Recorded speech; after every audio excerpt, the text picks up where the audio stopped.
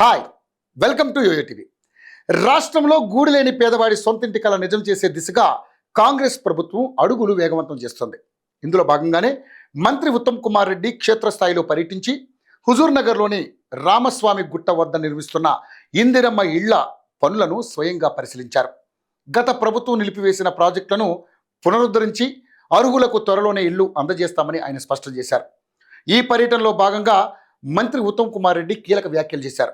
దాదాపుగా 110 ఎకరాల విస్తీర్ణంలో 125 కోట్ల వ్యయంతో 2160 ఇందిరమ్మ ఇళ్ల నిర్మాణం జరుగుతుందని ఆయన వెల్లడించారు. వాస్తవానికి ఈ ప్రాజెక్టును 2012లోనే కాంగ్రెస్ హయాంలో ప్రారంభించినప్పటికీ గత బీఆర్ఎస్ ప్రభుత్వం 10 ఏళ్ల పాటు రాజకీయ కారణాలతో పనులను అడ్డుకుందని ఆయన మండిపడ్డారు.